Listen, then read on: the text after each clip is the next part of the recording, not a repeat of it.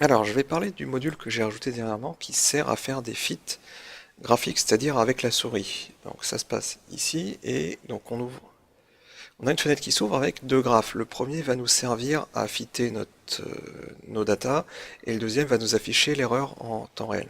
Donc alors, je vais charger des données expérimentales par ici, voilà. Et donc l'idée c'est on veut fitter cette chose-là. Donc pour ce faire, on va rajouter divers modèles qu'on va déplacer à la souris pour les faire coller à la courbe. Donc, par exemple, je vais rajouter une constante ici parce qu'on voit qu'on a une ordonnée, enfin un offset. Et donc on a notre constante qui est apparue, notre modèle constant qui est apparu là, avec un petit panneau ici qui a divers contrôles et le paramètre unique du modèle, c'est-à-dire la valeur de la constante. On a aussi une cible qui est apparue sur la courbe, et donc ce que je peux faire, c'est cliquer sur cette cible-là et déplacer mon modèle. Et on voit qu'à gauche, on a la valeur du paramètre qui change en temps réel. Donc maintenant, si je la pose à l'endroit de mon offset, donc non, on voit qu'au niveau de la courbe d'erreur, bah, ça indique que ça fit, hein, forcément. Et maintenant, il va falloir reconstruire tout le reste. Alors pour ce faire, ce qu'on peut simplement faire, c'est soustraire le modèle, et en fait, ça va décaler l'intégralité de notre courbe, ce qui va permettre en fait de fitter d'une manière de choses un peu plus simples. Donc maintenant, on a quelque chose de type exponentiel, donc je vais rajouter dans ma liste. Alors, j'ai une série de modèles, je ne vais pas tous les détailler, c'est juste là pour présenter la manière dont ça fonctionne. Donc là, je vais prendre mon exponentielle. Voilà.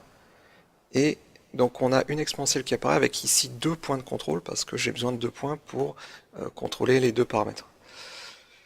Et je vais juste placer mes points de sorte à fitter globalement mes données expérimentales subsistantes après la soustraction.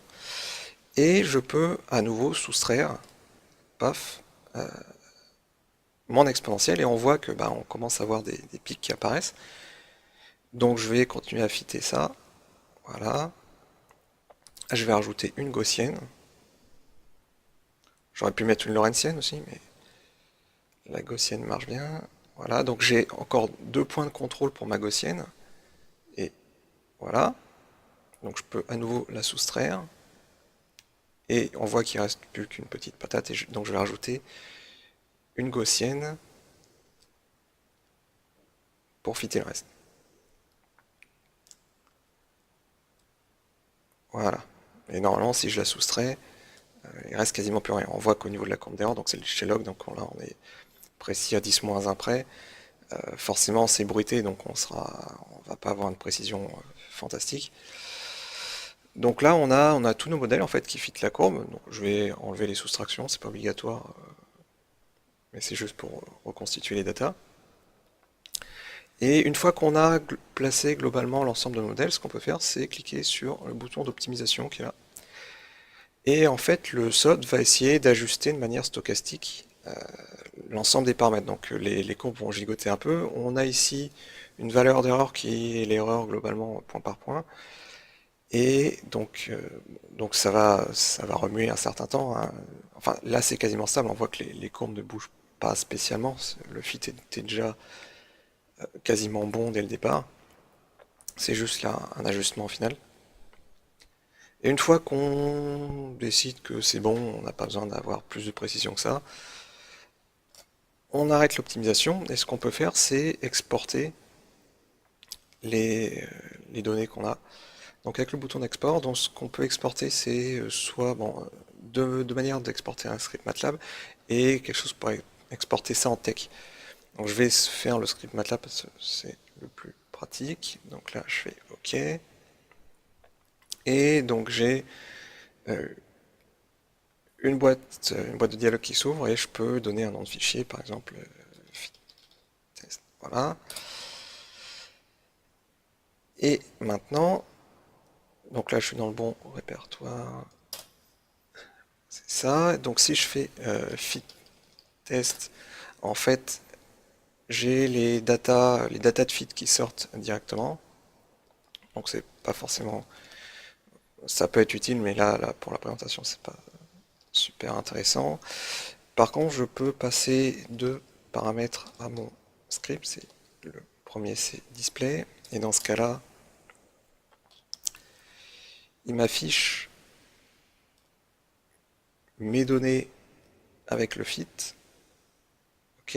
Et display text pour avoir la même chose, mais la version éclatée. Alors, dans tous les cas, voilà, dans tous les cas, notre script contient l'ensemble des modèles. Ici, on a les modèles des courbes avec l'ensemble des paramètres. Donc si on veut les récupérer, ça se passe par ici. Éventuellement, je pourrais faire quelque chose un peu différent suivant les besoins. Enfin voilà, globalement, c'est comme ça que ça fonctionne. Alors, ouais, niveau modèle quand même, rapidement. Donc pour l'instant, j'ai constante, expérimentale, gaussienne.